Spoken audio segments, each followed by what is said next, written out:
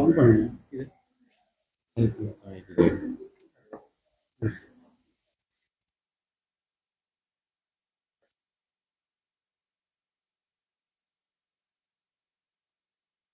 பிஸ்மில்லாஹிர்ரஹ்மானிர்ரஹீம். அஸ்ஸலாமு அலைக்கும் வரஹ்மத்துல்லாஹி வபரகாத்துஹு. வணக்கம். மனித நாகரிகத்தின் பரிணாமத்தில் இயற்கையாய் வாழ்ந்த மனிதன், இயற்கையோடு வாழ்ந்த மனிதன், இயற்கையால் வாழுகின்ற மனிதன் இன்று இயற்கையில் வாழ ஆசைப்படுகிறான், அதற்காக முயற்சிக்கிறான். இயற்கையோடு இணைந்த மனிதனின் இந்த பரிணாமம் பசுமையை பற்றி பேசுகிறது. பசுமையை விரும்புகிறது, பசுமையை விற்கிறது, பசுமை முதலீடாகிறது, பசுமையால் முதலீட்டப்படுகிறது, பசுமை முதலீட்டுகிறது. முதலாளித்துவத்தின் அலங்கார பண்டங்களில் பசுமையும் ஒன்றாகிவிட்டது. இன்று பசுமை பேரபாயமாகிவிட்டது. முனைவர் ஞாலசீர்த்தி மீனிலொங்கோ தொகுத்து எழுனா வெளியிட்ட பசுமை எனும் பேரபாயம் எனும் தொகுப்பின் அறிமுகமும் கலந்துரையாடலும் பிலஸ் அமைப்பின் ஏற்பாட்டில் புத்தளம் ஜாகிரா ஆரம்ப பாடசாலையில் ஆரம்பமாகிறது. நிகழ்ச்சிகளை நாங்கள் சுய பிரார்த்தனையோடு ஆரம்பம் செய்வோம்.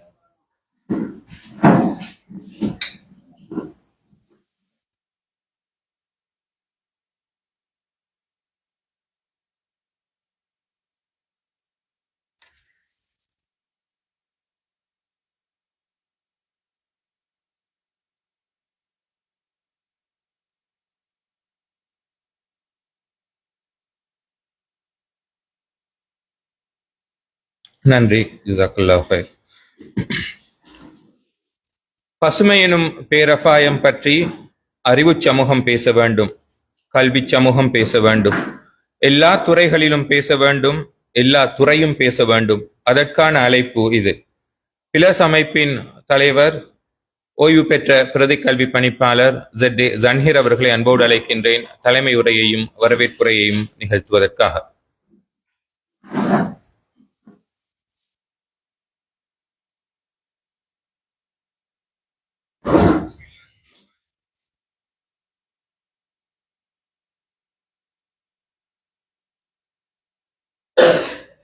பிஸ்மில்லாஹிர்ரஹ்மானிர்ரஹீம். நஹ்மதுஹு வ நஸல்லி அலா ரசூலில் கரீம்.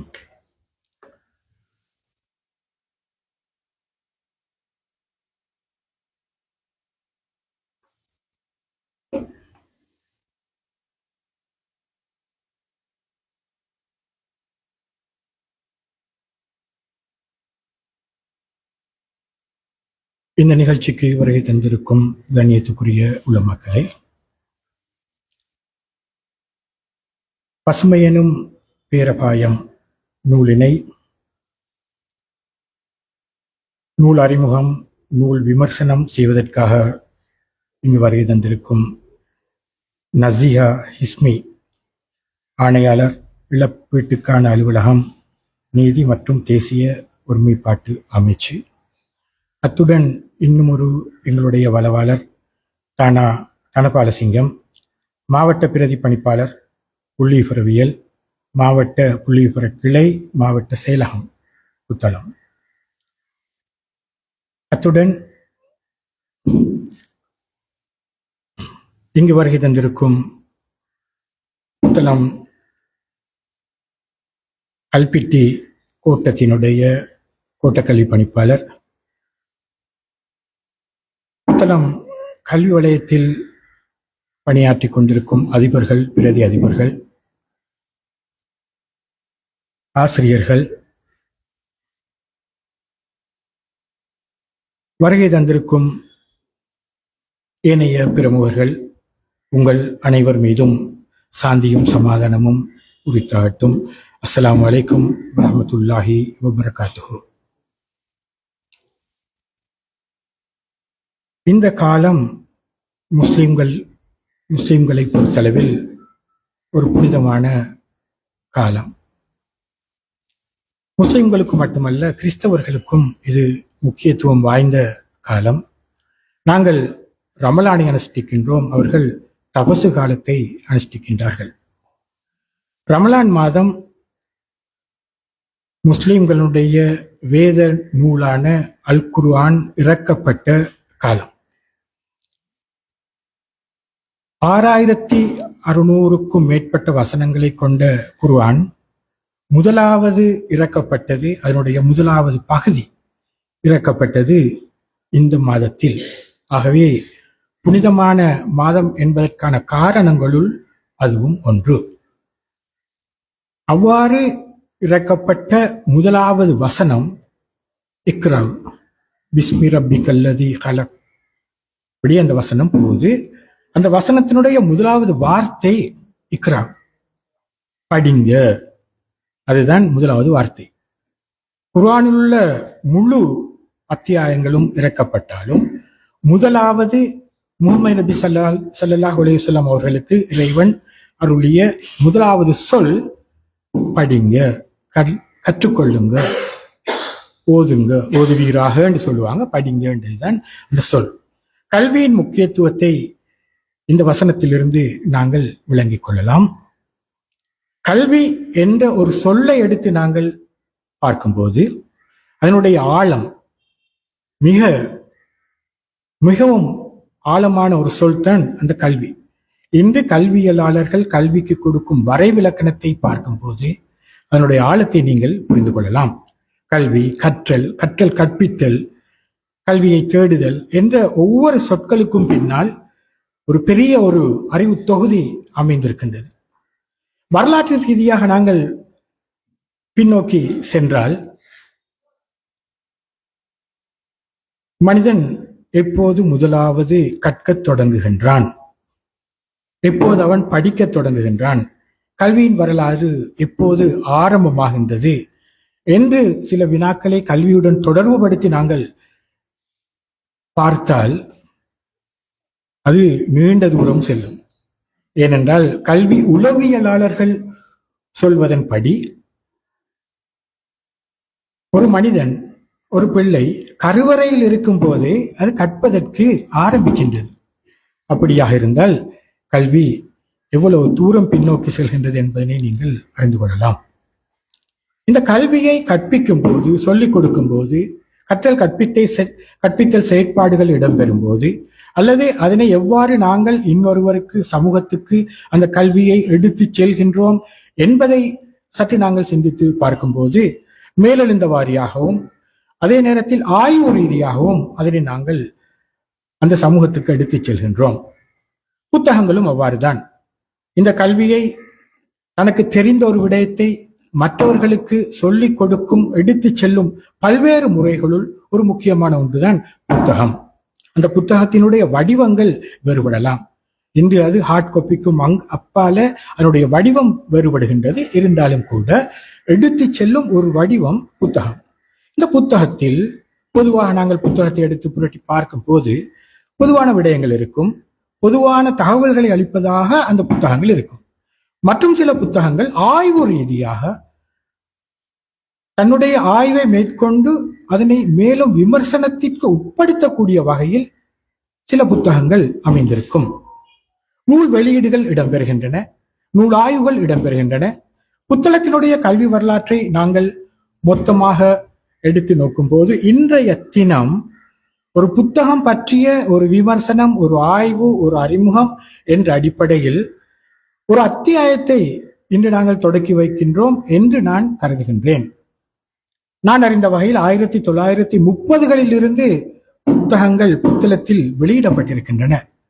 சமூகத்துக்கு செய்திகள் புத்தகங்கள் ஊடாக சொல்லப்பட்டிருக்கின்றன. ஆனால் இன்றைய இந்த நிகழ்வை ஒரு வித்தியாசமாக நான் பார்க்கின்றேன். இங்கு நூல் விற்பனைக்கு வைக்கப்படவில்லை. பொதுவாக அது எந்த ஒரு நூல் வெளியீட்டிலும் நூல் அறிமுகத்திலும் இல்லாத ஒன்று. அதே நேரத்தில் அந்த நூல் எதை பற்றி சொல்லுகின்றது என்பதை இந்த சமூகத்துக்கு எடுத்து சொல்லக்கூடிய ஒரு நிகழ்வாக நாங்கள் இதனை பார்க்கின்றோம். அந்த வகையில் இவ்வாறான நூல்களை சமூகத்துக்கு அறிமுகப்படுத்தி ஆய்வாளர்களை ஊக்குவித்து ஆய்வுகளை தூண்டக்கூடிய அமைப்புகள் இலங்கையில் இயங்கி வருகின்றன. தென்னிந்தியாவிலும் ஏனைய நாடுகளிலும் இயங்கி வருகின்றன. நான் நினைக்கின்றேன், எனக்கு தெரிந்த வகையில் இன்று இந்த ஆய்வு ரீதியான ஒரு நூல் அறிமுகப்படுத்தப்படும் நிகழ்வு புத்தளத்தில் இடம்பெறும் அதே சமயம் இன்னும் ஒரு நிகழ்வு இன்று அல்லது நாளை மலையகத்தில் இடம்பெறுகின்றது. ஆய்வு ரீதியான இன்னும் ஒரு நூல் நான் அறிந்த வகையில் சீர்மை பதிப்பகத்தால் தென்னிந்தியாவில் நாளை இடம்பெற இருக்கின்றது. இவ்வாறு நூல் ஆய்வுகள் ஏதோ ஒரு வகையில் நாடளாவிய ரீதியில் சர்வதேச ரீதியில் இடம்பெற்றுக் கொண்டிருக்கின்றன. தமிழ் பேசும் நல்லுலகுக்கு அவை எடுத்துச் செல்லப்படுகின்றன. யாழ்ப்பாணத்தில் இயங்கி வரும் ஒரு அமைப்பு எழினா.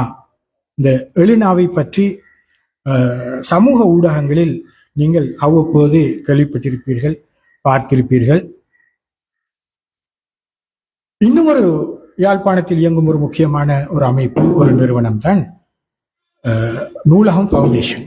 உங்களுக்கு தெரிந்திருக்கும். இந்த நூலகம் ஃபவுண்டேஷன் புத்தகங்களை ஆவணப்படுத்தும் ஒரு முக்கியமான அமைப்பு, ஒரு முக்கியமான ஒரு நிறுவனம்.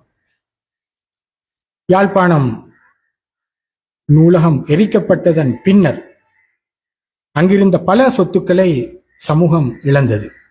அது எவ்வாறு ஆவணப்படுத்தப்பட வேண்டும் என்ற கேள்விகள் எழும்பின.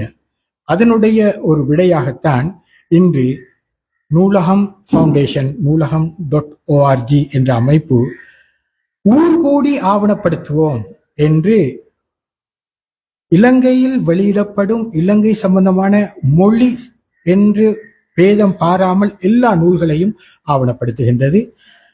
அந்த நிறுவனத்தினுடைய ஒரு தொடர்பு இந்த பிலர்ஸ் அமைப்புக்கு கிடைத்தது. அதனுடைய ஒரு கட்டமாக அவர்கள் புத்தளத்துக்கு வந்தார்கள். புத்தளத்தில் வெளியிடப்பட்ட எல்லா நூல்களையும் ஆவணப்படுத்த வேண்டும் என்ற ஒரு முயற்சி இடம்பெற்றுக் கொண்டிருக்கின்றது. அதற்கான ஒரு நுழைவாயில் நூலகம்.org தற்போது தொடங்கப்பட்டிருக்கின்றது. அவர்கள் அதனை செய்கின்றார்கள். அந்த ஆவணப்படுத்தலுடைய இன்னும் ஒரு கட்டம் அல்லது அவர்கள் எங்களுடன் ஏற்படுத்தி தந்த ஒரு தொடர்பு தான் எழினா எங்களுக்கு கிடைத்த ஒரு அறிமுகம். எழினா என்ற அந்த நிறுவனம் யாழ்ப்பாணத்தை மையமாக கொண்டு இயங்குகின்றது. அவர்கள் இலங்கையில் வரக்கூடிய ஆய்வு ரீதியான நூல்களை வெளியிடுகின்றார்கள். அதனை சமூகத்திற்கு இவ்வாறான நிகழ்வுகள் மூலம் எடுத்துச் செல்கின்றார்கள். உண்மையில் புத்தளத்தை பொறுத்தளவில் நாங்கள் சற்று பின்தங்கிவிட்டோம் என்றுதான் நாங்கள் சொல்ல வேண்டும். யாழ்ப்பாணத்தில் மாதாந்தம் இவ்வாறான நிகழ்ச்சிகள் நடைபெறுகின்றன. யாழ் பல்கலைக்கழகத்தில் இது இடம்பெறுகின்றது, யாழ் நூலகத்தில் இடம்பெறுகின்றது. பல அமைப்புகள் யாழ்ப்பாணத்தில் பல்வேறு இடங்களில் இதனை ஏற்பாடு செய்து இதனை நடத்தி வருகின்றார்கள். அதே போன்றுதான் மலையகத்தில் இவ்வாறான நிகழ்வுகள், அவர்களுடைய வெளியீடுகள் தொடர்ந்து ஆய்வு ரீதியாக விமர்சிக்கப்பட்டு கலந்துரையாடலுக்கு உட்படுத்தப்படுகின்றது. கொழும்பில் தமிழ் சங்கம் அதனை செய்து வருகின்றது. வடக்கில் வவுனியா உட்பட சில இடங்களில் இவ்வாறான நிகழ்வுகள் தொடர்ந்து மாதாந்தம் இடம்பெற்று வருகின்றன. அந்த வகையில் இன்று பிலர்ஸ் அமைப்பு ஒரு முதன் முயற்சியாக, கன்னி முயற்சியாக நாங்கள் இதனை முன்னெடுத்திருக்கின்றோம். அவர்கள் ஓரிரு புத்தகங்களை எங்களுக்கு அனுப்பி வைத்திருந்தார்கள். பசுமை எனும் பேரபாயம். அவர்கள் வெளியிட்ட சுமார் 25 புத்தகங்களுள் ஒன்று இந்த பசுமை எனும் பேரபாயம்.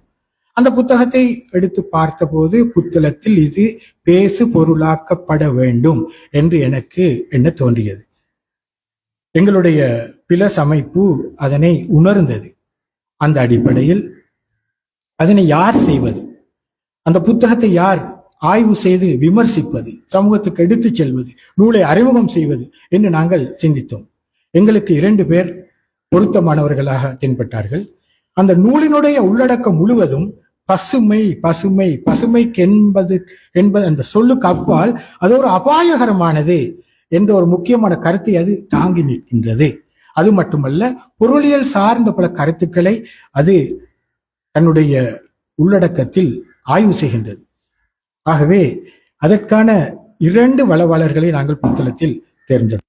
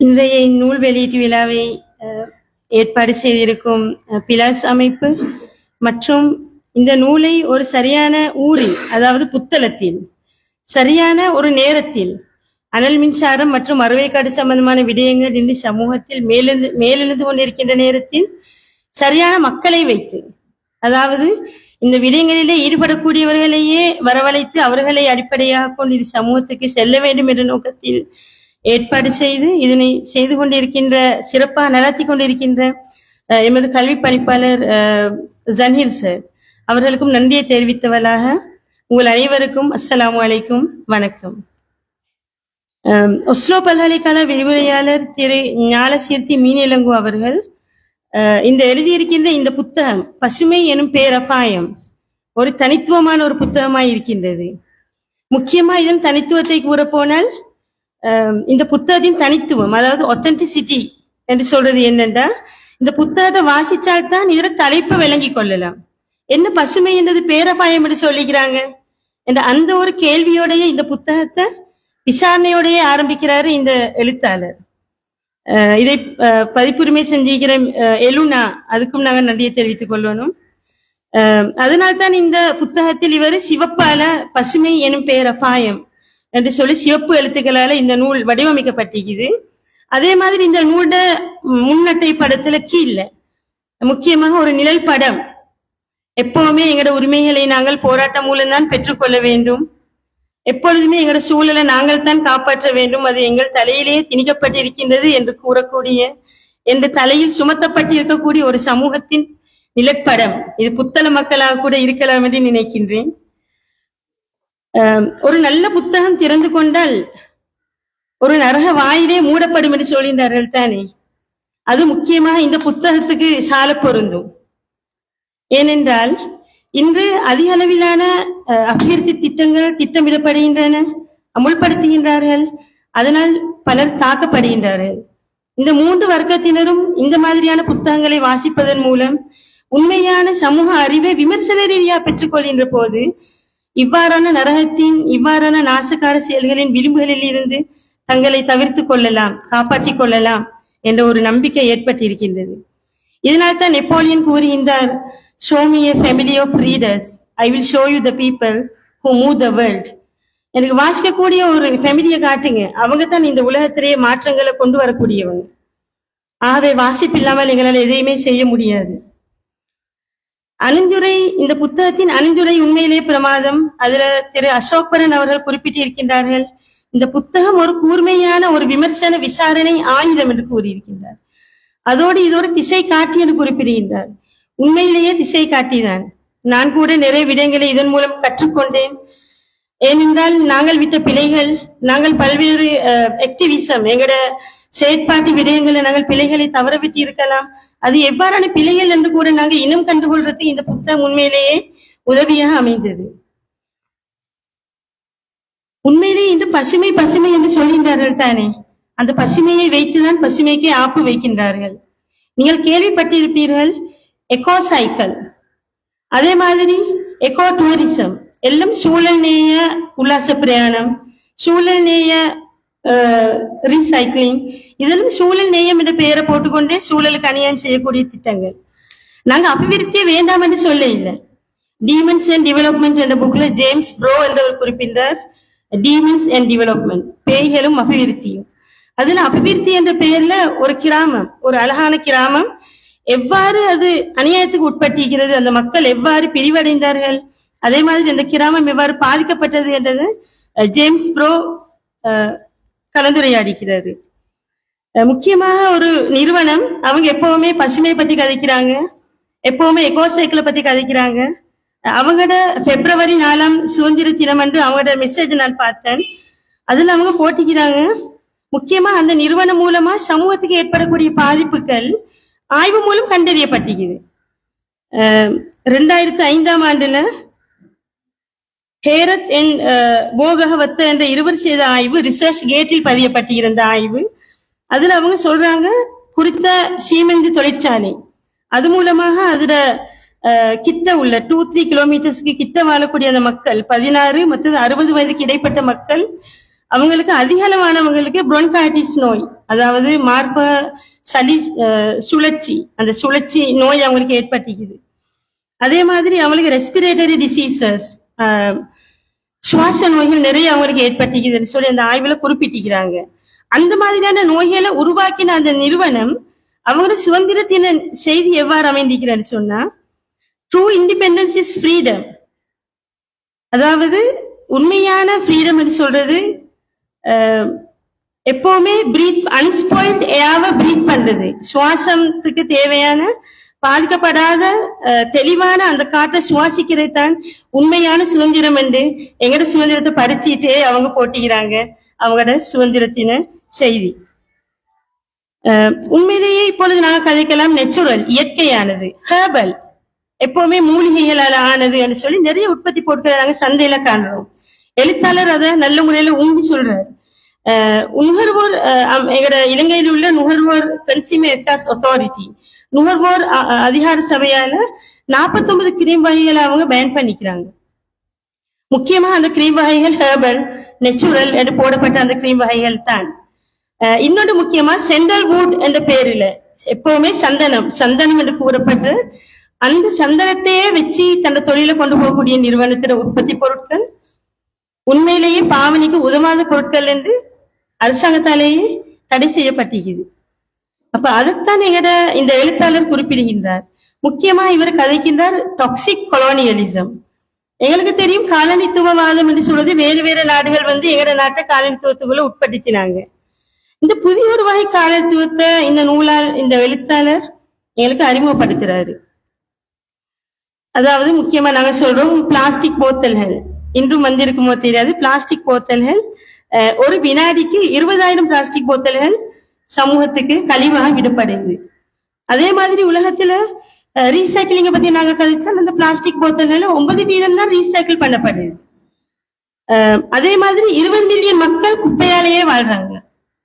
ஆகவே இந்த குப்பை என்று சொல்றது, இந்த கழிவு முகாமித்துவம் என்று சொல்றது, இது மக்களை காலனித்துவத்துக்குள்ள உட்படுத்தி கொண்டிருக்குது. ஆகவே நச்சு காலனித்துவம் என்ற பதாதை சால பொருந்தக்கூடியது. இப்பொழுது நாம் வாழக்கூடிய சமூகத்துல குப்பை பிரச்சனை பெரிய ஒரு பிரச்சனை. எங்களுக்கு தெரியும், எங்களை காலனித்துவத்துக்கு உட்படுத்தின நாடுகளே எங்களை நாட்டுக்கு திரும்பவும் அண்மையில குப்பையை கொண்டு வந்தாங்க. மத்திய சூழல் அதிகார சபை வழக்கு போட்டு எத்தனையோ கண்டெய்னர்ஸ் திருப்பி அனுப்பினாங்க. மற்றது இங்க விவசாயத்தை பத்தி எழுத்தாளர் குறிப்பிடுகின்றார். விவசாயம் என்று சொல்றது காலனித்துவத்துக்கு முன்னுள்ள விவசாயம் எவ்வாறு அமைந்திருந்தது, உண்மையிலே அந்த விவசாயம் பன்முகத்தன்மையுடையதாக இருந்தது. அதே மாதிரி சூழல் நேயம், சூழல் அறநெறிகளை பின்பற்றக்கூடியதாகவும் சமூகத்தை ஒருங்கிணைக்கக்கூடியதாகவும் இருந்தது. ஆனா காலனித்துவத்துக்கு பிற்பட்ட விவசாயம் எவ்வாறு இருந்தது? எங்களை காலனித்துவத்துக்கு உட்படுத்தின அந்த நாடுகள் அவங்களோட இன்ட்ரெஸ்ட் என்னவோ, அவங்களோட விருப்பம் என்னவோ அதுதான் எங்களுடைய நாட்டுல விவசாயத்துக்கு உரிய தாவரங்களாக பயிர்களாக தீர்மானிக்கப்பட்டது.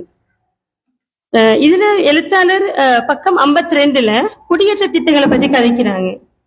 குடியேற்ற திட்டத்துல முக்கியமா கல்லோயா குடியேற்ற திட்டம், அதுல அவர் குறிப்பிட்டார் அந்த காலத்துல காணப்பட்ட அந்த பட்ஜெட், அந்த பாதீட்டுல 87% குடியேற்ற திட்டம், 87% பட்ஜெட் இந்த திட்டத்துக்கு தான் ஒதுக்கப்பட்டிருக்குது. முக்கியமாக திட்டங்களோட நோக்கங்கள் பிழையாகும் பொழுது அந்த திட்டம் எப்பவுமே பிழையான முடிவை தான் எங்களுக்கு தரும். அதாவது இதுல எஃப்எஸ்ஆர் ரிப்போர்ட் செய்யப்படவே இல்லை, ஃபீசிபிலிட்டி ஸ்டடி ரிப்போர்ட், நாங்கள் சாத்திய கூற்று அறிக்கை என்று சொல்கின்றோம். அதே மாதிரி இந்த துறைமுகத்துல இந்த செயற்திட்டத்துக்காக வந்திறங்கப்படக்கூடிய பொருட்கள், அந்த பொருட்கள் யாராலையும் பரீட்சிக்கப்படவே இல்லை, எந்த அரசு உறுப்பினரும் பரீட்சிக்கப்படவே இல்லை. ஆகவே இவ்வாறான விடயங்களை வைத்துக்கொண்டு ஒரு உருவாக்கப்பட்ட இந்த திட்டம் கடைசியில் அந்த விவசாயிகளுக்கு தந்த வாழ்க்கை வழிமுறைகளை சரியான முறையில கட்டமைத்துக் கொள்ள இயலாமல் போகுது. அந்த விவசாயிகளுக்கு பொருளாதார ரீதியான பிரச்சனைகள் ஏற்படுது. அப்ப அவங்க என்ன செய்யறாங்க, அவங்க விபச்சாரத்துல கூட ஈடுபடுறாங்க. அதாவது செக்ஷுவலி டிரான்ஸ்மிட்டட் டிசீஸுக்கு அவங்க உட்பட்டாங்கன்னு சொல்லி இந்த எழுத்தாளர் குறிப்பிட்டாரு. அதே மாதிரிதான் எங்களோட அனல் மின்சாரம், இப்பொழுது உள்ள அரசாங்கத்தில் உள்ள அமைச்சருங்க கேள்விப்பட்டிருப்பீங்க, இப்பொழுது உள்ள எங்களோட பிரதி அமைச்சர் குறிப்பிடுறாரு, நுரைச்சோலை அனல் மின்சாரம் அமைந்திருக்கின்ற இடம் பிழையான இடம், சைட் செலக்ஷன் கிரைட்டீரியா பிழை என்று சொல்றாங்க. என்னன்னா இந்த அனல் மின்சாரத்துக்கு நிலக்கரி கொண்டு வர வேணுமான காலம் செப்டம்பர்ல இருந்து ஏப்ரல் வரைக்கும் மட்டும்தான். ஏனைய காலங்களை கொண்டு வரையில இந்த புத்தளம் அனல் மின்சாரத்துல உள்ள காலநிலை, அது அமைந்துள்ள இடம், புவித்தோற்ற அமைப்பு, அந்த வாரான காரணங்களால இந்த இதுக்கு செப்டம்பர் முதல் ஏப்ரல் வரைக்கும் மட்டும் தான் கொண்டு வரலாம் என்று சொல்லி குறிப்பிடுறாங்க. ஆகவே சைட் செலெக்ஷன் கிரைட்டீரியா பிழைன்னு இப்பதான் சொல்றாங்க. இப்ப அருவக்காடும் நாங்க சொல்றோம் சைட் செலெக்ஷன் கிரைட்டீரியா பிழைன்னு, ஆனா இல்ல அங்கதான் செய்யணும் என்றுதான் இந்த வரைக்கும் கருத்துக்கள் ஈக்குது. முக்கியமா மினிஸ்ட்ரி ஆஃப் மகவெளி அமைச்சு அவங்க ஒரு ஆய்வு செய்யறாங்க. மினமாட்டா இனிஷியல் அசஸ்மெண்ட் ஆய்வு செய்யறாங்க. எங்களை வச்சுத்தான் புத்தளத்து மக்கள், நொடச்சோள கல்பிட்டி மக்கள். மினமாட்டானால் தெரியும் உங்களுக்கு. மினமாட்டான்னு சொல்றது எங்களுக்கு ஒரு தண்ணீர் கிளாஸ கூட தூக்க இல்லாம போகக்கூடிய, எங்கட எலும்புகள் வலுவிலக்க செய்யக்கூடிய அந்த நோய் தான் மினமாட்டா. மினமாட்டா கூடிய ஆய்வு கூட எங்கட மாவட்டத்துல செய்யப்பட்டிருக்குது. அப்ப அந்த ஆய்வுல சொல்றாங்க முக்கியமாக எங்கட ESP, எங்கட ஃபிளை ஆஷ கண்ட்ரோல் பண்ணக்கூடிய, அது நல்ல முறையில வெளியேறக்கூடிய புகைகளை பியூரிஃபை பண்ணி சுத்தப்படுத்தி வெளியனுப்பக்கூடிய இந்த ESP ஒழுங்கான முறையில வேலை செஞ்சிருந்தால் அனல் மின்சாரத்துல இருந்து வருடாந்தம் 11-12 கிலோ தான் இந்த ஃபிளை ஆஷ் வெளியாகணும் என்று சொல்ற நேரத்துல வெளியாகக்கூடிய அளவு தற்பொழுது கணிப்பிடப்பட்டது 580 கிலோகிராம். பாரிய வித்தியாசம். நான் நினைக்கிறேன் இது என்னை விட எக்ஸ்பர்ட்ஸ் இந்த ஆடியன்ஸ்ல இருக்கிறீங்க. அதே மாதிரி 2 முக்கியமான ஆய்வுகள், இதை நாங்க சொல்லத்தான் வேணும், சிலருக்கு ரெப்படிஷன் ஆகிக்கலாம். அனல் மின்சாரம் உங்களுக்கு நல்லமில்ல என்ற ப்ரூவ் பண்ணக்கூடிய 2 முக்கியமான ஆய்வுகள் எங்கட கையில இருக்குது. ஒன்று 18 முதல் 45 வயது வரைக்கும் பிள்ளைகள் பெற்றெடுக்கக்கூடிய தாய்மார்களை, பெண்களை அடிப்படையாக வைத்து செய்யப்பட்ட ஆய்வு. அந்த ஆய்வில் அந்த பெண்களோட தலைமுடி வேரோட பிடுங்கி எடுக்கப்பட்டு அமெரிக்காவுக்கு அனுப்பப்பட்டது. அந்த தலைமுடியில பொதுவாக எடுத்துக்கொண்டால்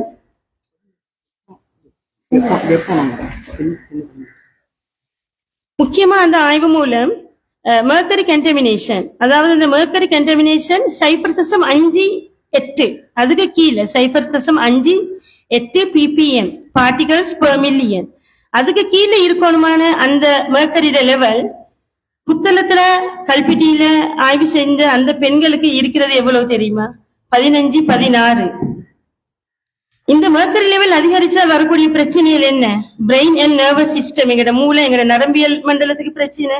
அதே மாதிரி எங்கட ஞாபக சக்தி, கற்றதுல பிரச்சனைகள், டேமேஜ் டு கிட்னி, லங்ஸ், எங்கட சிறுநீரகம், அதே மாதிரி எங்கட நுரையீரல், எல்லாத்துக்கும் பிரச்சனை தரக்கூடியது மெர்க்கரி கண்டமினேஷன். சிலருக்கு சந்தேகம் எல்லாம் ஏன் அனல் மின்சாரம் தானே முக்கிய காரணம் உண்டு. அந்த சர்வதேச அளவுல குறிப்பிடப்பட்ட அந்த ஆய்வுல முக்கியமாக அந்த ஆய்வுல குறிப்பிடுறாங்க சீமெந்து தொழிற்சாலையும் அனல் மின்சாரம் இதுக்கு முக்கிய காரணமா அமையலாம் என்று சொல்லி. உதாரணமா நாங்க என்ன சொன்னாலும் மத்திய சூழல் அதிகார சபை இருக்குது, அவங்க தடை செய்வாங்க, அவங்க பார்த்துக் கொள்வாங்கன்னு சொல்றோம். ஆனா 2018ஆம் ஆண்டுல இந்த அனல் மின்சாரத்துல FDG அது பாதிக்கப்பட்டும் கூட, உடைந்திருந்தும் கூட அனல் மின்சாரத்துக்கான EPL என்வாயன்மெண்டல் ப்ரொடெக்ஷன் லைசன்ஸ் வழங்கப்பட்டிருக்குது. முக்கியமா நாங்க மதங்களை யோசிக்கலாம். ரன்ஹீர் சார் ஏன் நோபலைல வச்சுக்கிறாங்கன்னு யோசிக்கலாம். முக்கியமாக எல்லா மதங்களும் மாதிரி இஸ்லாம் மார்க்கத்துல கூட நபியவங்க wild life and nature protection reserve என்ற நபியவங்க கூட உருவாக்கிக்கிறாங்க அந்த காலத்துல. அது அல் நாக்கி என்று அழைக்கப்பட்டு, அதே மாதிரி உமர் இப்னு ஹத்தாப் ரலியல்லாஹு அவங்களும் ஒரு மரங்கள் பாதுகாக்கப்படுறதுக்கான ஒரு ஸ்பெஷல் ஜோன் ஒன்று அவங்க உருவாக்கி அங்க யாருக்கும் மரம் வெட்டுறதுக்கு எந்த அனுமதியுமே அவங்க கொடுக்க இல்லை. அப்ப அவ்வாறான ஒரு நேரத்துல நாங்க இதை டிஸ்கஸ் பண்ணி கொண்டிருக்கிறோம். இந்த புக்கை பொறுத்த வரைக்கும் இதுல நல்ல ஒரு ரெஃபரன்சிங் சிஸ்டம் ஒன்று இருந்திருந்தால் நல்லா இருக்கும் என்று நான் யோசிக்கிறேன். அதை விடவும் மேலாக என்ற விமர்சனம் என்னென்றால் புத்தளம் இதுல உருவாங்கப்பட இல்லை. நான் நினைக்க சிலர் அதுக்கான விட வச்சிருப்பீங்க. ஆனா புத்தளத்துல முக்கியமான 3 பிரச்சனைகள் இருக்குது. வந்து கொண்டிருக்கின்ற 2 பிரச்சனைகள், ஏற்கனவே எங்களை நோக்கி வர இருக்கின்ற ஒரு பிரச்சனை, முக்கியமான பிரச்சனைகள். இதுவும் உள்ளடக்கப்பட்டிருந்தால் மிகவும் நல்லாக இருந்திருக்கும். ஆனால் நான் நினைக்க நூலாசிரியர் இதை புத்தளம் மக்களோட கையில தந்துட்டு போயிருக்கிறாரு. புத்தள மக்களோட தலையில பெரியோர் பொறுப்பு சுமந்து கொண்டிருக்கிறீங்க. இந்த 3ஐயும் உள்ளடக்கின புத்தகம் மறுபதிப்பு நீங்களே இனி செய்ய வேண்டிய ஒரு தேவை ஒன்று இங்கே இருக்குது. இந்த புத்தகம் உண்மையில வழிகாட்டல் தான். அதே மாதிரி இந்த புத்தகத்துல இவங்க வழக்குகள் பத்தி குறிப்பிட்டிருக்கிறாங்க. ஒவ்வொரு அபிவிருத்தி திட்டங்களும் அதுக்கு என்னென்ன வழக்கு போட்டிக்கிறாங்க, அந்த வழக்குல என்ன முடிவெடுத்து தந்திக்கிறாங்க. இது ஒரே ஒரு இடத்துல வழக்கு பப்ளிக் இன்ட்ரெஸ்ட் லிட்டிகேஷனா இல்ல அந்த வழக்கு எஃப்ஆர்ஆ என்ற கிளாரிபிகேஷன் இல்ல. அதையும் கொஞ்சம் போட்டியதால் இன்னும் நல்லா இந்திக்கும். மகவெளி அபிவிருத்தி திட்டத்தை கூட இந்த நூலாளர் எழுத்தாளர் தொட்டு செல்கின்றார். அவர் சொல்றாரு, மகவெளி அபிவிருத்தி திட்டம் கூட அமெரிக்கால உள்ள டென்னசி மாநிலம் அங்க உள்ள திட்டத்தை பார்த்து தான் நீங்க செஞ்சுக்கிறாங்க. ஆனா அங்க உள்ள நிலத்தோற்றம் சமத்தர. மகவெளி அப்படியா? இல்ல. ஆனா அதுவும் இதுவும் ஆகவே மெச்சாக இல்ல. ஆதாரத்தை 1979 ஆண்டு 590 ஹெக்டேர் நெல்லும் 1560 ஆண்டு 1979 ஆண்டில் 590 ஹெக்டேர் நெல்லும் 1560 ஹெக்டேர் தென்னை நிலமும் வெள்ளத்துல மூழ்கிக்குது. அதே மாதிரி விக்டோரியா டேமை பத்தி கதைக்கிறாங்க. விக்டோரியா டேமுக்கு உண்மையிலேயே ஃபண்ட் பண்ணினது பிரிட்டன். அதுல ஒரு முக்கியமான ஒரு நாளிதழ் ஒன்று நியூ சயின்டிஸ்ட் சொல்ற மேகசின்ல குறிப்பிடுறாங்க, விக்டோரியாவுக்கு பிரிட்டன் ஃபண்ட் பண்ணின முக்கியமான காரணம் செஞ்சு பாக்குறதுக்கு இங்க சக்சஸ் ஆயினால் ஏனைய உலக நாடுகளை செய்யலாம் என்ற அந்த நோக்கத்துல தான் அவங்க செஞ்சுக்கிறாங்க. ஆகவே நாங்கள் லெபார்டரி ரைட்ஸ் ஸ்ரீலங்கா இந்த மகவெளி அபிவிருத்தி திட்டத்துல. அது மாதிரி கொத்மலை அவர் தொட்டு செல்றாரு. மேல் கொத்மலை எடுத்துக்கொண்டால் அதுலயும் 25 பேர் கைது செய்யப்பட்டிருக்கிறாங்க, போராட்டக்காரர்கள். ஆனால் அதுலயும் பல்வேறு பிரச்சனை ஏற்பட்டிருக்குது. EIA ரிப்போர்ட் நிராகரிக்கப்பட்டிருக்குது மேல் கொத்மலை திட்டத்துக்கு. EIA ரிப்போர்ட் நிராகரிக்கப்பட்ட பின்னரும் கூட மத்திய சுழல் அதிகார சபை திரும்ப EIA ரிப்போர்ட் அமெண்ட்மெண்டோட ஏற்றுக்கொண்டிருக்கிறாங்க. ஏனென்றால் எங்களுக்கு சூழலை விட மின்சாரம் தான் முக்கியம் என்று சொல்லி.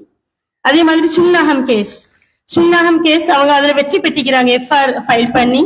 எழுத்தாளர் அதை கட்டாயமா சொல்றாரு, சுன்னாகம் கேஸ் பொறுத்த வரைக்கும் மக்கள் பாதிக்கப்பட்டு 10 வருடங்களின் பின்னர் தான் அந்த மக்களுக்கு தீர்வு கிடைக்குது, அதுவும் நிரந்தரமான தீர்வு அல்ல. ஆகவே பசுமை என்று சொல்றது உண்மையிலேயே அது ஆபத்துல தான் இருக்குது, பேரபாயத்துல இருக்குது. அபிவிருத்தி திட்டங்கள் இதுக்கு முக்கியமான பங்களிப்பு செய்யறது என்றைத்தான் அவரோட முடிவாக இருக்குது. ஆகவே நான் நேரம் போதாது, நிறைய கதைக்கு தீக்குது, நிறைய தயாராகி வந்திருக்கிறேன். ஆனா நேரம் போதாது. கடைசியா சீஃப் சியாட்டர் சொல்றதோட நான் முடிக்கிறேன். அவர் சொல்றாரு, when the last tree is died, last river has been poisoned, last fish has been caught, will be realized that we cannot eat money. எங்களுக்கு காசு மரங்கள் அழிந்த பிறகு, கடைசி மீன் பிடிக்கப்பட்ட பிறகு, கடைசி மரம் வெட்டப்பட்ட பிறகு தான் நாங்க உணர்வோம் பணத்தை எங்களால சாப்பிட முடியாதுன்னு சொல்லி. உண்மையிலே எலினாவுக்கு நாங்கள் மீண்டும் நன்றியை தெரிவித்துக் கொள்கிறேன். இது முக்கியமான ஒரு புத்தகம். இது விமர்சிக்கிறதுக்கு 20 நிமிஷம் போதாது. நன்றி. ஜஸாக்குமுல்லாஹ் ஹைரன்.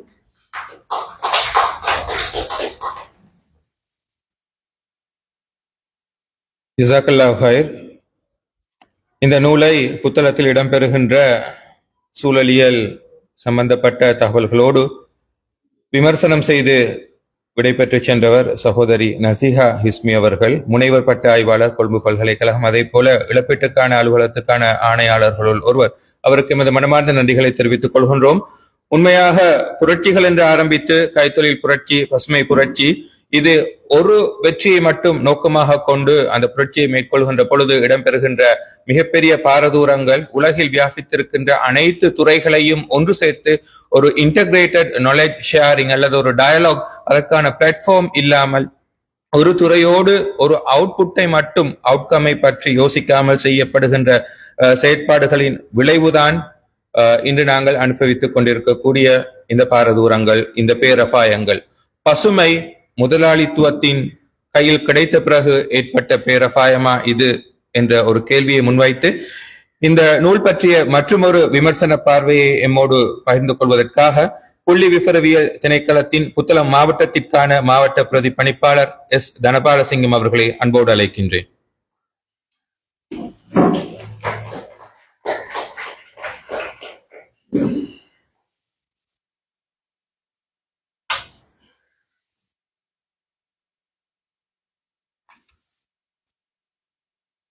அனைவருக்கும் இனிய மாலை வந்தனங்கள். கண்ணியமிக்க உலமாக்களே, வணக்கத்துக்குரிய அருட்சகோதரி அவர்களே, புத்தளத்தில் பில்லர்ஸ் அமைப்பை இளமை துடிப்புடன் தொடர்ந்து முன்னெடுத்து செல்கின்ற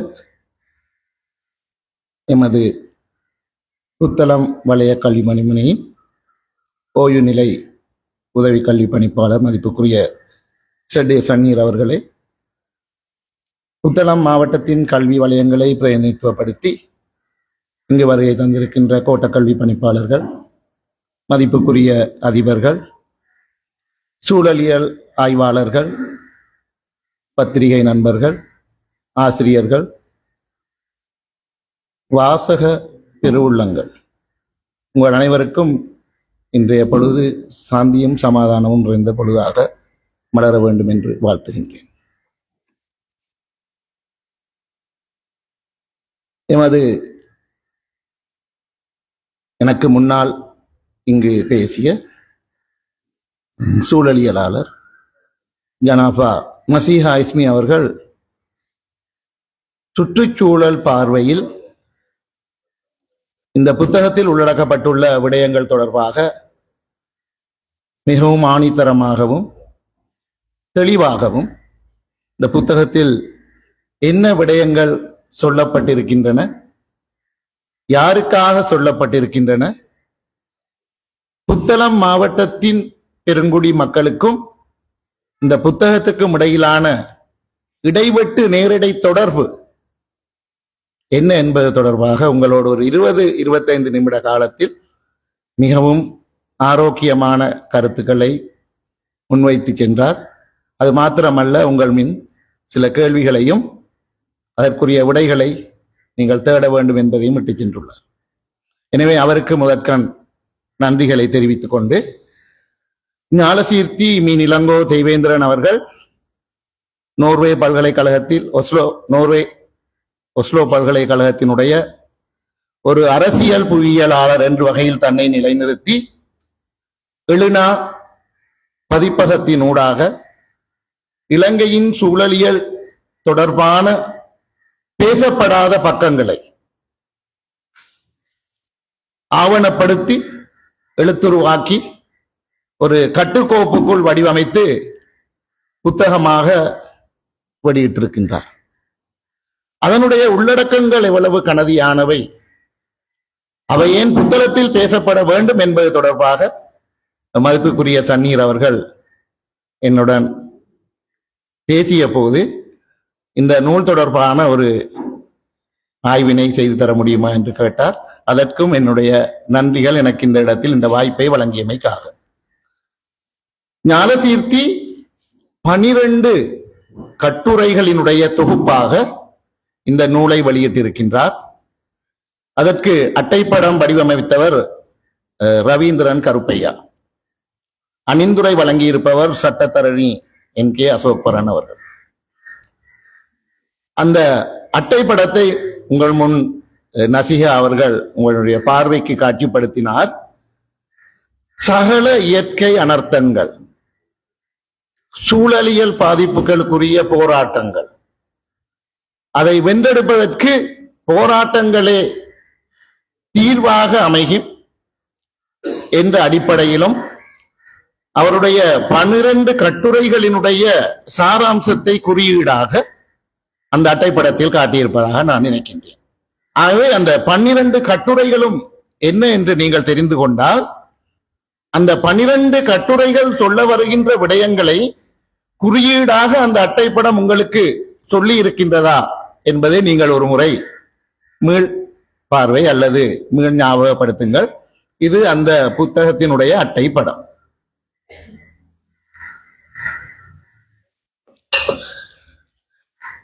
அணிந்துரை வழங்கிய அசோக்பரன் அவர்கள் பசுமையின் பெயரால் இந்த உலகத்தில் என்ன விற்கப்படுகின்றன, பசுமையின் பின்னால் தொடர் பதாதைகளாக நாங்கள் பேசுகின்ற பேண்தகு அபிவிருத்தி, சுற்றுச்சூழலியல் பாதுகாப்பு, பசுமை போன்ற விடயங்கள் யாரினுடைய தேவை கருதி விற்கப்படுகின்றன, அதன் பின்னால் இருக்கின்ற செலவினை யார் சுமக்கின்றார்கள், அதனுடைய பயனை யார் அடைகின்றார்கள் என்று இந்த நூலுக்கு அணிந்துரையில் அவர் குறிப்பிட்டிருக்கின்றார். தன்னுரை கூறுகின்ற மீனிலங்கோ அவர்கள் எண்ணுரை என்பதை இயற்கையை கொண்டாடுதல் என்று அவர் ஆரம்பித்திருக்கின்றார். இந்த 12 கட்டுரைகளில் முதலாவது கட்டுரை பசுமை என்ற எண்ணக்கரு நல்லுணர்வா கொடும் கனவா என்று தலைப்பிட்டிருக்கின்றார். இந்த ஒவ்வொரு தலைப்புகளுமே மிகவும் வித்தியாசமானவை. பசுமை என்கின்ற எண்ணக்கரு, நல்லுணர்வா கொடுங்கனவா. இரண்டாவது இலங்கையில் சூழலியல், இலங்கையின் சுற்றுச்சூழலியல் சில அறிமுக குறிப்புகள், சில ஆய்வுகளை உள்ளடக்கி சொல்லி இருக்கின்றது. சுதந்திர இலங்கையின் குடியேற்ற திட்டம், முதலாவதாக கல்லோயா குடியேற்ற திட்டத்தை பற்றி அவர் பேசுகின்றார். மகாபலி அபிவிருத்தி திட்டம், சில பேசப்படாத பக்கங்கள். இலங்கையின் நீர் மின்சாரம், தன்னிறைவின் விலை, நீல புரட்சி, வளங்களை காவு கொடுத்தல்,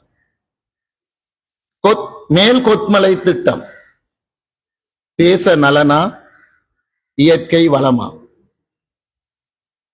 சம்பூர் அனல் மின் நிலையம், மக்கள் போராடிய பொழுதுகள், சுண்ணாகம் நிலத்தடி நீர் குடிக்கலாமா கூடாதா, எக்ஸ்பிரஸ் பேர்ல், பேரிடரின் ஒரு துளி, சூழலியல் சுற்றுலா, நல்லெண்ணத்தை காசாக்கல், வளமான பசுமை தாயகம், எதிர்காலமும் சவால்களும் என்று அவருடைய இந்த நூல் 12 கட்டுரைகளை உள்ளடக்கி வெளியீடு செய்யப்பட்டிருக்கின்றது.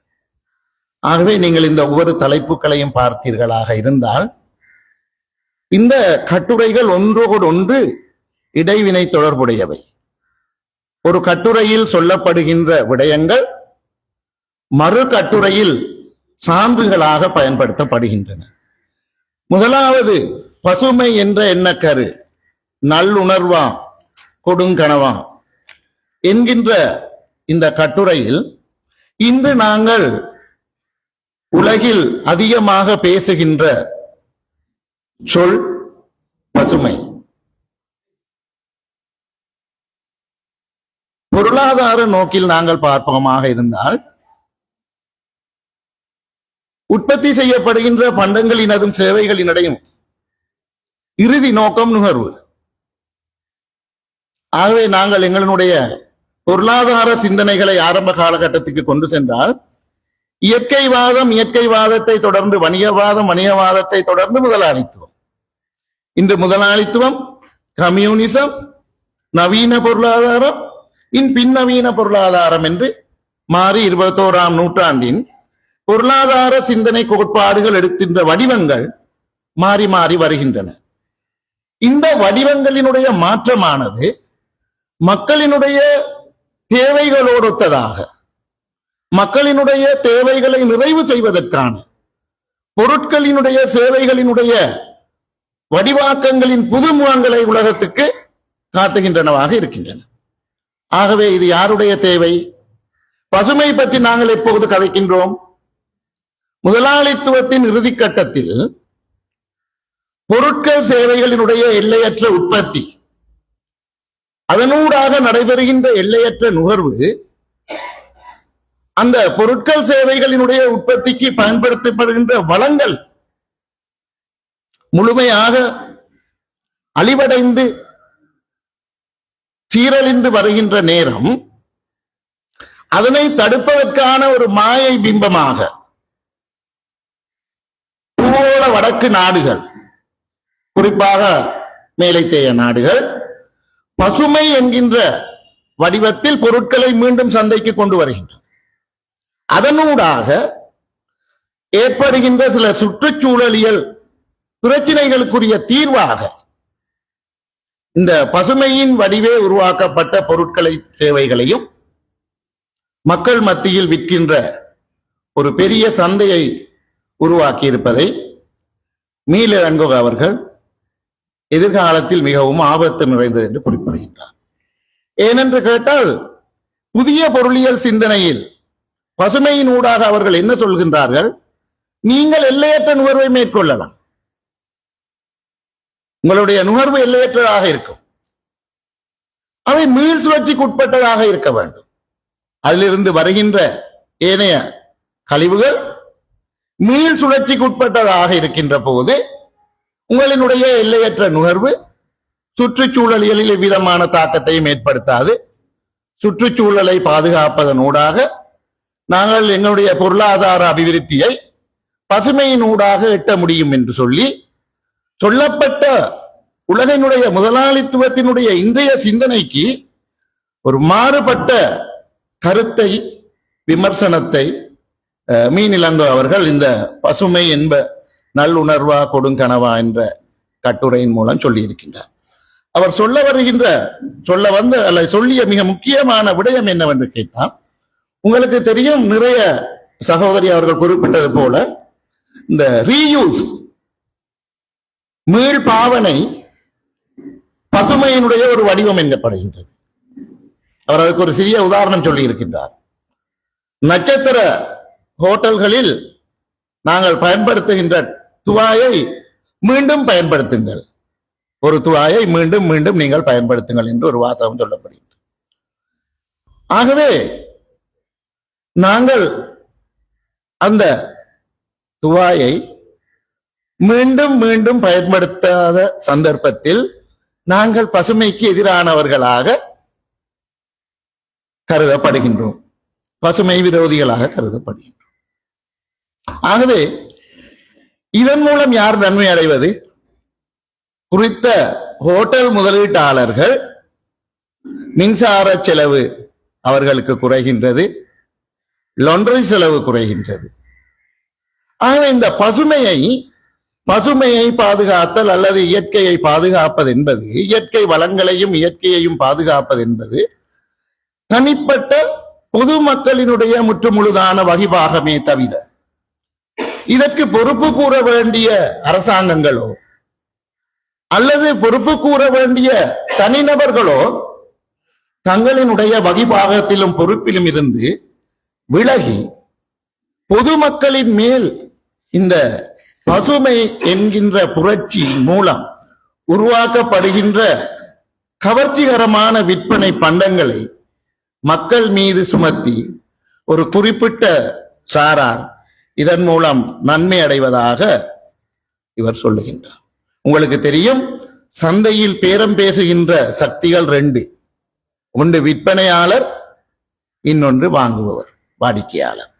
ஆகவே இந்த சந்தை சக்திகள் செய்கின்ற இரண்டு விளைவுகளை, முதலாவது மக்களை ஏமாற்றுவதனூடாக பல்கி பெருகிய லாபத்தை தொடர்ச்சியாக பெறுவதற்கான வாய்ப்பை உலகத்தின் முதலாளித்துவத்தின் நவீன பார்வையில் சில முக்கியமான பன்னாட்டு நிறுவனங்களிடம் ஒப்படைக்கின்ற வேலையை இந்த பசுமை என்கின்ற வார்த்தையின் பின்னால் இருக்கின்ற பண்டங்களும் அதன் பின்னால் இருக்கின்ற செயற்பாடுகளும் முன்னெடுக்கின்றன என்று தன்னுடைய முதலாவது கட்டுரையை நிறைவு செய்கின்றார் மீனிலங்கோ அவர்கள்.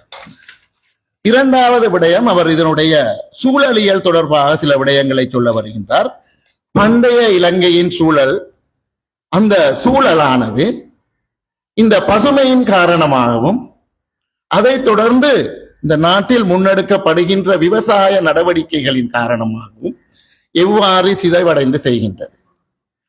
சிதைவடைகின்றது, அது எவ்வாறான சுற்றுச்சூழல் தாக்கங்களை ஏற்படுத்துகின்றது, உயிர் பல்வகமையை எவ்வாறு பாதிக்கின்றது என்பது தொடர்பாக அவர் தன்னுடைய இந்த இரண்டாவது கட்டுரையில் சொல்லுகின்றார். குறிப்பாக உங்களுக்கு தெரியும், எங்களினுடைய நீர்வள நாகரீகம், இலங்கையினுடைய நீர்வள நாகரீகம் இயற்கையோடு இணைந்த நீர்வள நாகரீகம். எங்களுடைய வரலாற்று பார்வையில இலங்கையினுடைய புவியியலுடைய அமைப்பினையும் தட்பவெட்ப அம்சங்களையும் கவனத்தில் கொண்டு பண்டைய கால இலங்கையர்கள் விவசாயத்திற்கு ஏற்ற வகையில் நீர்ப்பாசன திட்டங்களை அமைத்திருந்தார். இந்த நீர்ப்பாசன திட்டங்கள் பண்டைய கால இலங்கையினுடைய விவசாயத்திற்கு மிகவும் பயனுள்ளதாக அமைந்ததோடு சுற்றுச்சூழல் பாதிப்புகள் ஏற்படாத வகையிலும் உயிர் பல்வகமையை கெடுக்காத வகையிலும் சிறப்பாக அமைந்திருந்தன என்பதை வரலாற்று ஆசிரியர்கள் நன்கு அறிவீர்கள். உங்களுக்கு தெரியும், இந்த குளங்கோரமாக நிழல் தருகின்ற மரங்கள் மாத்திரமல்ல, நீரை குளிர்ச்சிப்படுத்தும் மரங்களைத்தான் அந்த காலத்தில் மன்னர்கள் நாட்டியதாக எங்களுடைய வரலாறு சொல்கிறது. கூடுதலாக இந்த குளக்கரைகளில் இலுப்பை மரங்களை நடுவதனுடைய பிரதானமான நோக்கம், இந்த இலுப்பை மரத்தினுடைய பழங்களை சாப்பிடுவதற்காக வௌவால் வந்து அந்த பழத்தை சாப்பிட்டு அதிலிருந்து விடப்படுகின்ற எச்சங்கள் இந்த தண்ணீரில் இருக்கின்ற நைட்ரசனோடு கலந்து அவை வயல் நிலங்களுக்கு செல்லுகின்ற போது உரமாக மாறுகின்றன என்று சொல்லப்பட்டிருக்கிறது.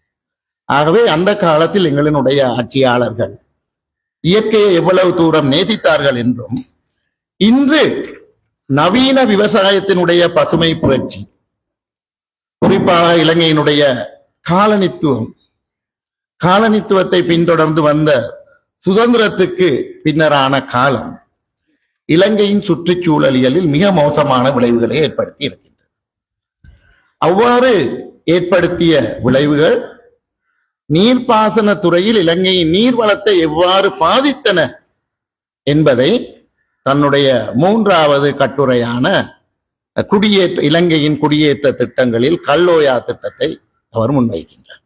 கல்லோயா திட்டம் என்பது இலங்கையின் இயற்கை நீர்வள நாகரீகத்தை விடுத்து மனிதன் செயற்கையாக நீர்வள அபிவிருத்தி ஒன்றை மேற்கொண்டதனூடாக நாட்டில் ஏற்பட்ட பாரிய அபாயம் இந்த நூலில் மீனிலங்கோ அவர்கள் சுட்டிக்காட்டுகின்றார்.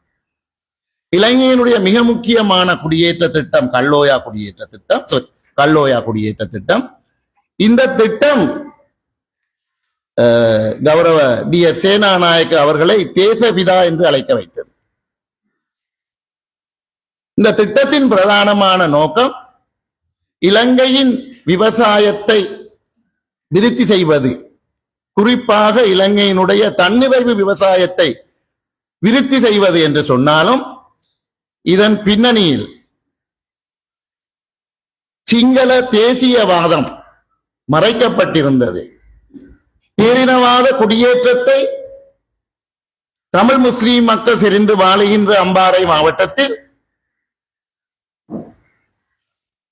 நாட்டினுடைய அபிவிருத்தி என்ற பெயரில் ஊடுருவச் செய்த ஒரு விளைவாக இன்று மீனிலங்கோ மாத்திரமல்ல, இந்த திட்டத்தினுடைய வெற்றியை ஆய்வு செய்கின்ற சகல ஆய்வாளர்களும் சுட்டிக்காட்டுகின்றார்கள்.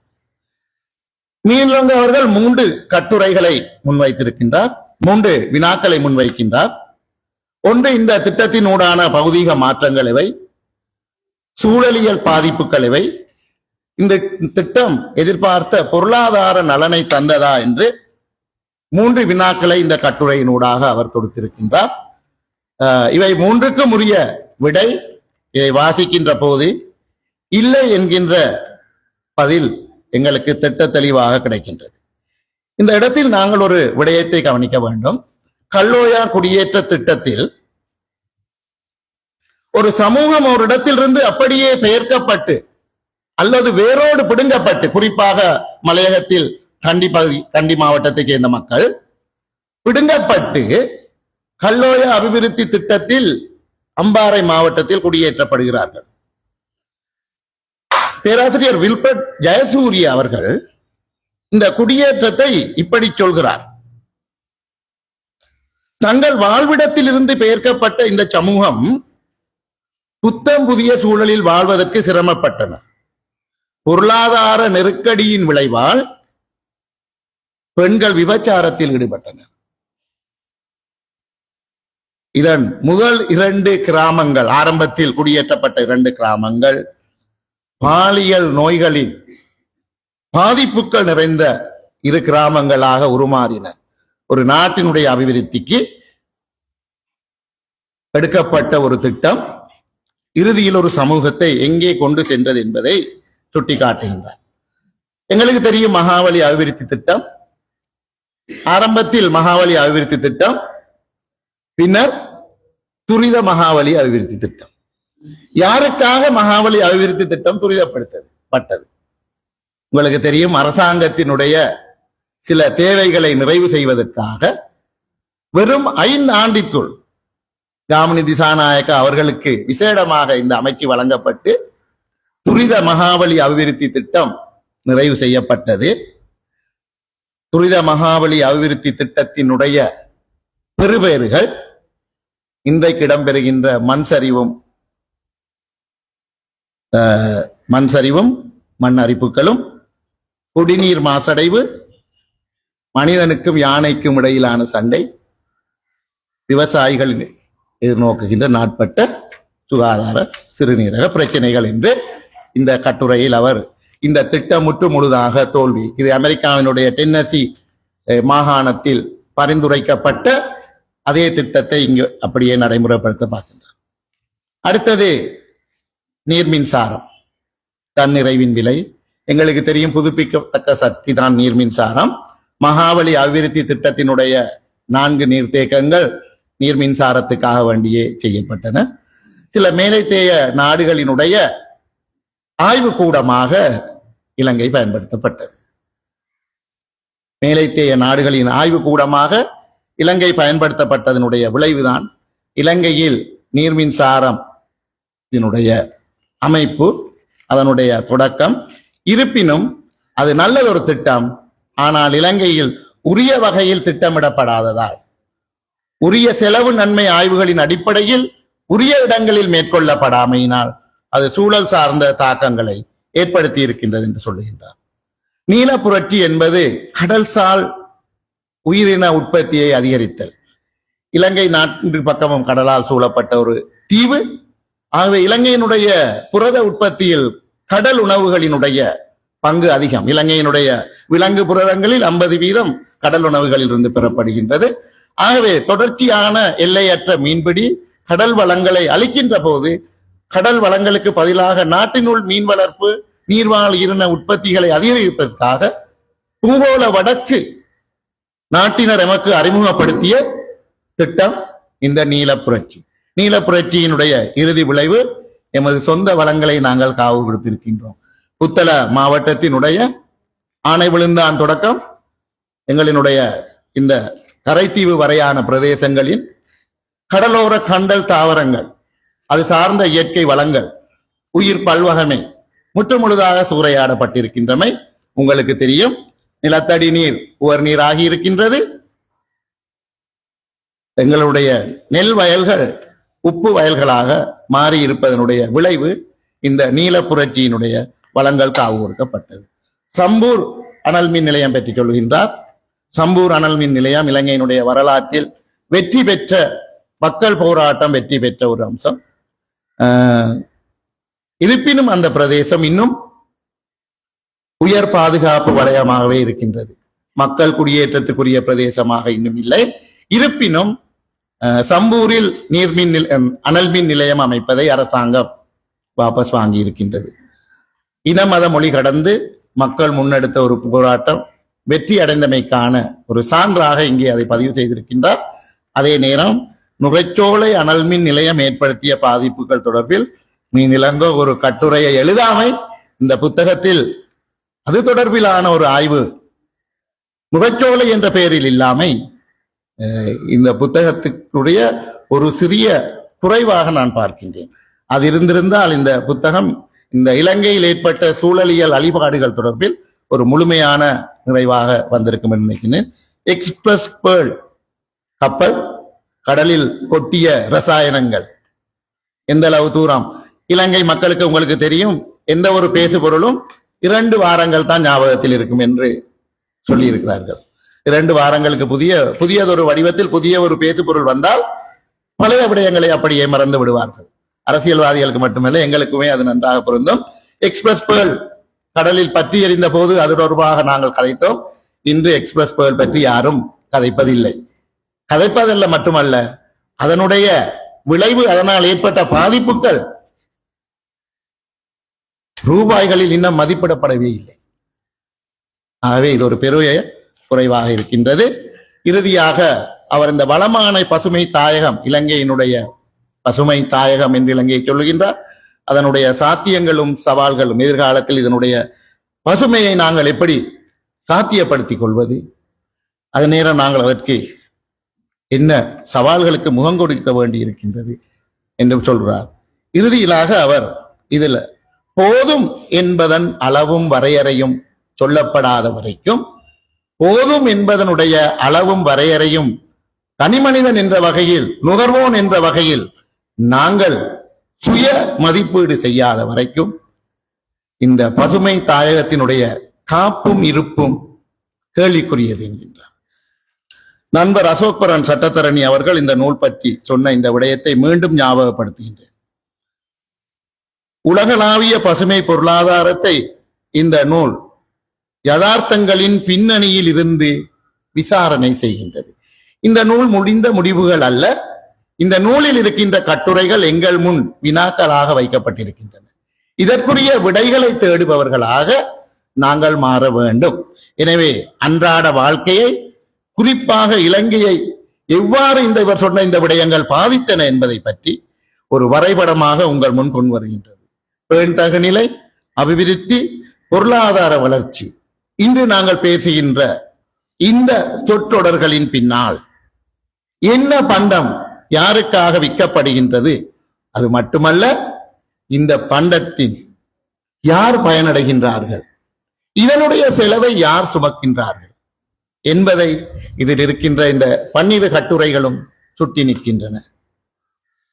நேரம் எங்களுக்கு மிகப்பெரிய வரையறை. ஆகவே பொறுமையாக இருந்து கேட்ட உங்கள் அனைவருக்கும் நன்றி. இந்த நூல் ஒரு நாள் முழுக்க ஒவ்வொரு கட்டுரையை தனியாக பேசலாம். வாய்ப்புக்கு நன்றி.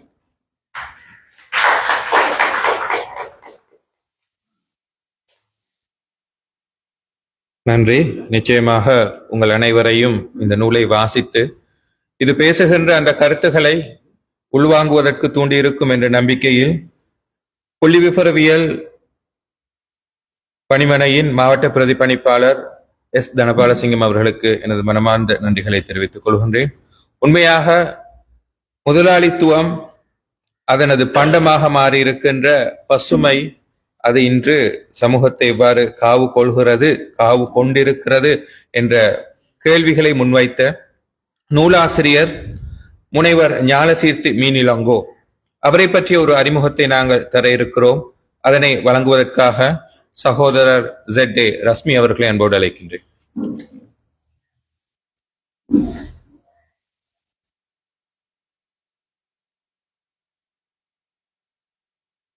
நன்றி.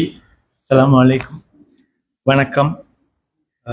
மிக குறைவான ஒரு நேரம் இருப்பதால் அதனை இந்த கண்டெக்ஸ்ட் எப்படி உண்மையிலேயே திரு ஞாலசீர்த்தி மீனிலங்கோ அவர்கள் இந்த புத்தகத்தில் புத்தளம் எப்படி விடுபட்டது, தனபாலசிங்கம் சார் கேட்டது முக்கியமான ஒரு விஷயம். இங்கே கேட்கப்பட்ட சகோதரி நசீஹா அவர்கள் பேசிய சில விஷயங்கள், அதுகளுக்கான விடைகள், அதை மட்டும் சுருக்கமாக சொல்லி முடிச்சு கொள்கிறேன். நான் உண்மையிலே வந்தது அவரோட அறிமுகத்தை செய்யறதுக்காக, அதையும் சுருக்கமாக சொல்கிறேன். அவர் கொழும்பில் பிறந்தார்.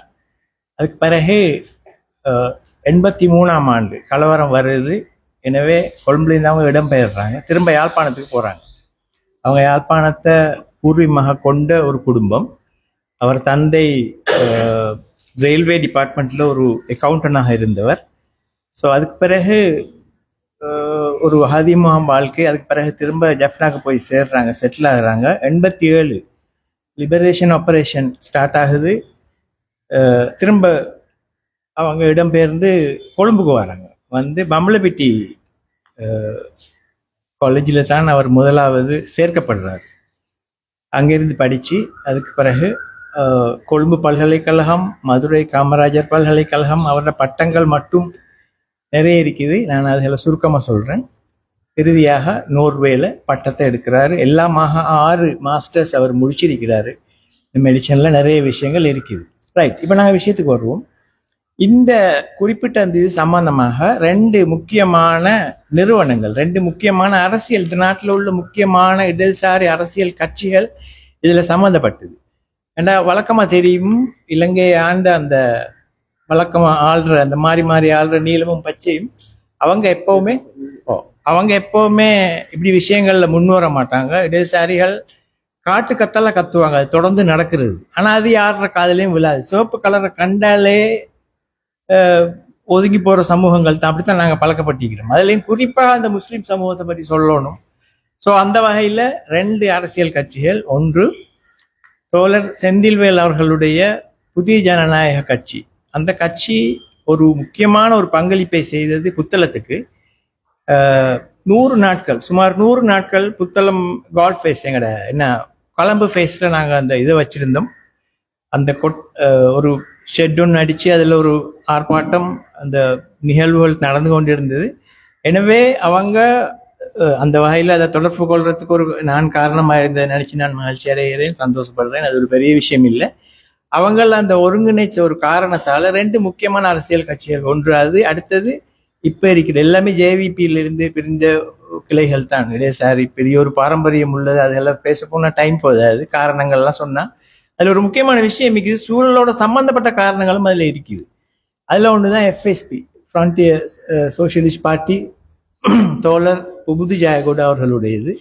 இப்ப இந்த 2 நிறுவனங்களும், இந்த 2 கட்சிகளும் பேசினாங்க எங்களோட. அப்ப இங்க மிக குறைவான ஒரு ரெஸ்பான்ஸ் தான் அந்த ஊர்ல கிடைச்சிது. ஏன்னா நாங்க ஏற்கனவே சிக்கிக்கிற ஒரு பெரிய பிரச்சனை தான் அனல் மின்சாரம். அதை பற்றி சொல்ல தேவையில்லை.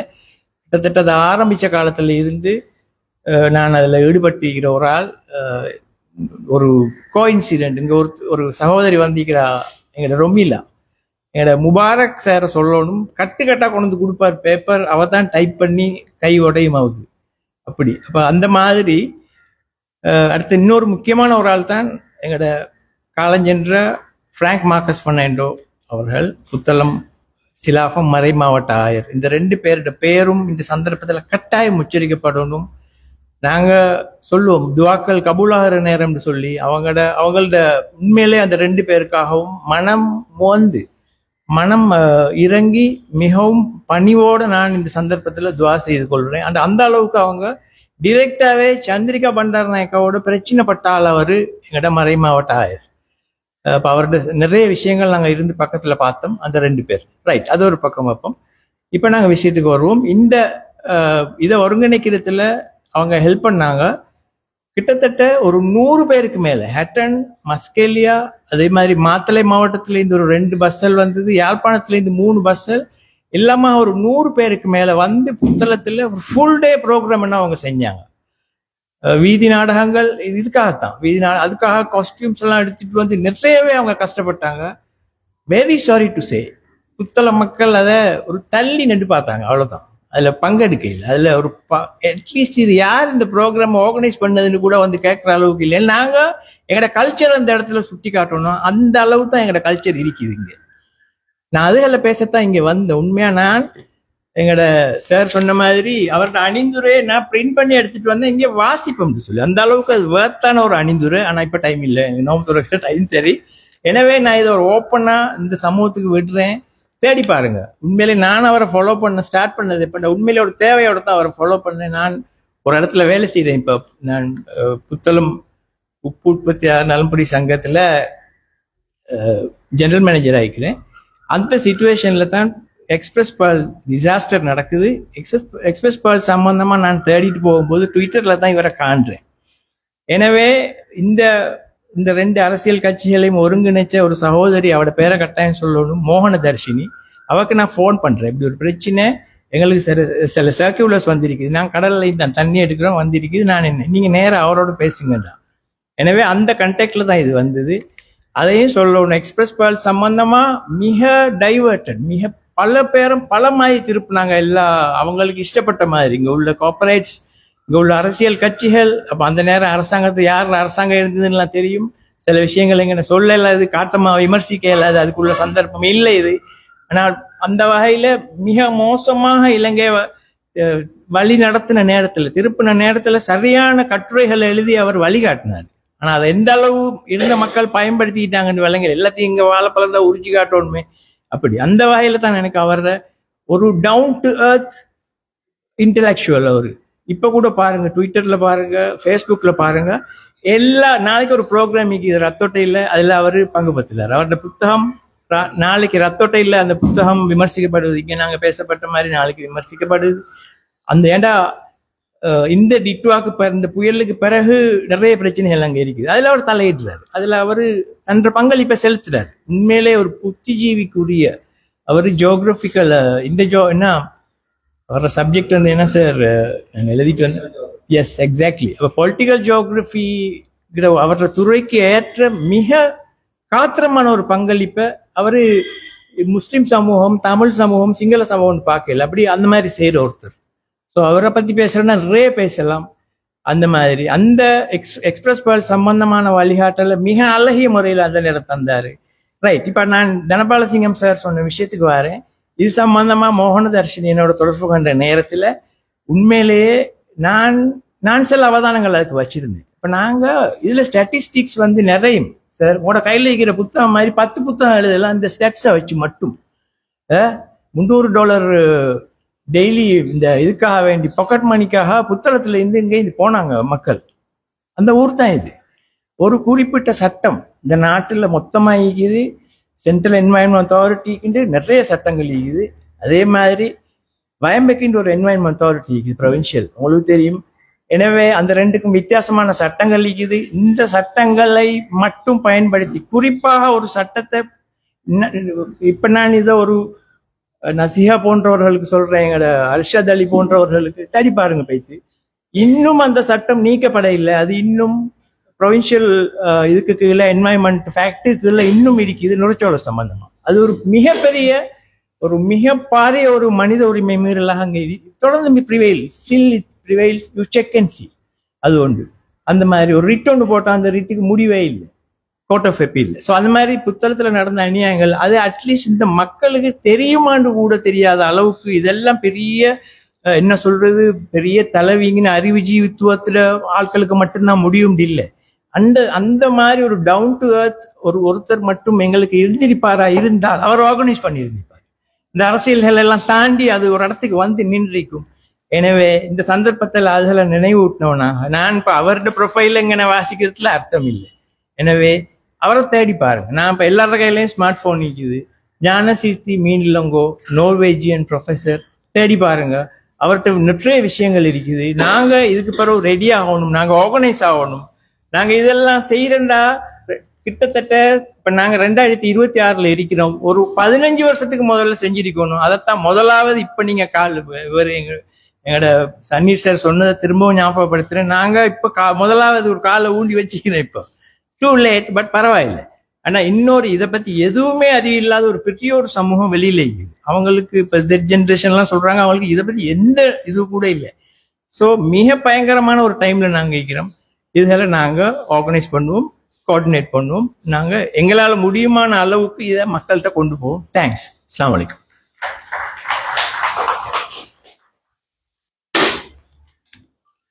ஜஸாக்கல்லாஹு ஹைர் ZA ரஸ்மி அவர்களுக்கு இந்த நூலின் ஆசிரியர் பற்றிய அறிமுகத்தையும் அவர் செய்த சமூக பங்களிப்பு பற்றியும் எங்களுக்கு எடுத்துரைத்ததற்காக.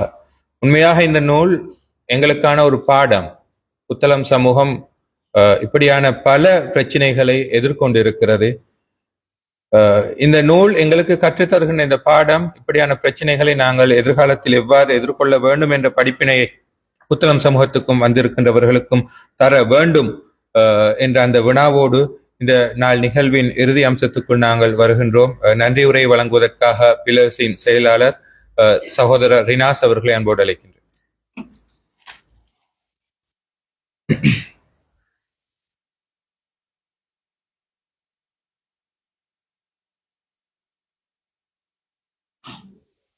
பிஸ்மில்லாஹிர் ரஹ்மானிர் ரஹீம். வந்திருக்கக்கூடிய அனைவருக்கும் அஸ்ஸலாமு அலைக்கும் வரஹ்மத்துல்லாஹி வபரகாத்துஹு. Good evening. உண்மையிலேயே இன்றைய நிகழ்வு புத்தளத்திலே ஒரு பொன்னெழுத்தால் பதிக்கப்பட வேண்டிய ஒரு நிகழ்வு. ஏனென்றால் அறிமுகத்தை செய்த மட்டுமல்ல, அதற்கு பின்னால் ஒவ்வொரு பகுதியாகவும், அதாவது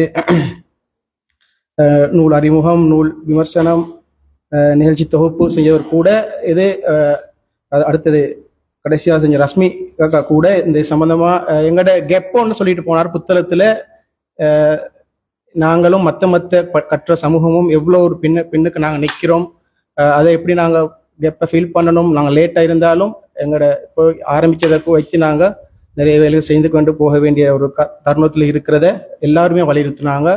அந்த வகையில் பிலர்ஸ் எலினாவோடு சேர்ந்து இந்த வகையான ஒரு நிகழ்வை ஏற்பாடு செய்தது வந்து எலினாங்கிறத பற்றி ஏற்கனவே அறிமுகப்படுத்திப்பாங்க. அது செய்யக்கூடிய ஆய்வு கட்டுரைகளாயிக்கட்டும், இந்த மாதிரியான நூல் வெளியீடுகளாயிக்கட்டும், இதுகளை இங்கே அறிமுகப்படுத்தி இவ்வாறான ஒரு சமூகத்தை உருவாக்க வேண்டிய இல்லாட்டி அதை பற்றிய ஒரு விழிப்புணர்வு ஏற்படுத்த வேண்டிய தேவையை உணர்ந்து பிலஸ் அவங்களோட ஒரு கை கொடுத்திருக்குது எலினாவுடன். அந்த வகையில இன்றைய நிகழ்வில் எலினா நிகழ்ச்சியை ஒருங்கமைப்பாளராக இந்த நிகழ்வை ஒருங்கமைப்பு தருவதற்கு முழு பங்களிப்பும் செய்த தர்ஷனா பிரேம்குமார் உட்பட அந்த நிறுவனத்தின் அனைவருக்கும் சந்தர்ப்பத்திலே நன்றியை தெரிவித்துக் கொள்கின்றோம். அத்துடன் இன்றைய நிகழ்வை நடத்தி ஆரம்பித்து வைத்த தலைமை உரை வழங்கிய பிலஸ் அமைப்பின் தலைவர் ZD சன்ஹீர் மற்றும் நூல் ஆசிரியர் அறிமுகத்தை செய்த ZM ரஸ்மி சகோதரர் மற்றும் நூல் விமர்சனத்தை செய்து தந்த தயாராக வந்து அழகிய முறையில் செய்து வைத்த நசிஹா ஹிஸ்மி அவர்களுக்கும் மற்றும் நசிஹா ஹிஸ்மி அவர்கள் சமூகவியல் என்வாயன்மெண்டல் சம்பந்தமான ஒரு நூல் அறிமுகத்தை சம்மதம் செய்தார். மற்றும் தனபால சிங்கம் அவர்கள் மாவட்ட பிரதி பணிப்பாளர் புலியுறவியல் பொறுப்பாளர் அவர்கள் வந்து இந்த புத்தகத்தின் இன்னொரு பகுதியான பொருளியல் சம்பந்தமான ஒரு அறிமுகத்தை இதன் புத்தகத்தில் எவ்வாறு குறிப்பிடப்பட்டுள்ளது, இந்த என்வாயன்மெண்டோட எப்படி இம்பாக்ட் பண்றங்கிற ஒரு விஷயத்தை தெளிவாக எடுத்துரைத்தார். அவர்களுக்கும் எங்களுடைய அமைப்பு சார்பாக சந்தர்ப்பத்தில் நன்றிகளை தெரிவித்துக் கொள்கின்றோம். மேலும் இந்த நிகழ்ச்சியை அழகிய முறையிலே தொகுத்து தந்த அர்ஷத் அலி அவர்களுக்கும் மற்றும் இந்த நிகழ்வுக்கு பங்களிப்பு செய்த அனைவரையும் நினைவு கூர்ந்து அதான் ஒழிப்பதனால் அவசரமாக இந்த நிகழ்வை முடித்துக் கொள்ள வேண்டிய சந்தர்ப்பத்தில் ஜஸாக்குமுல்லாஹ் ஹைர். வரை தந்த அனைவருக்கும் ஜஸாக்குமுல்லாஹ் ஹைரன். சுப்ஹானக்கல்லாஹும்ம பிஹம்திக அஷ்ஹது அன் லா இலாஹா இல்லா அன்த அஸ்தக்ஃபிருக வ அத்தூபு இலைக். ஜஸாக்கல்லாஹு ஹைர். நோன்பு திறப்பதற்கான ஏற்பாடுகள் இடம்பெற்றிருக்கின்றன. அதனை நோன்பு திறந்துவிட்டு செல்லுமாறு அனைவரும் அன்பாக வேண்டிக் கொள்கிறேன்.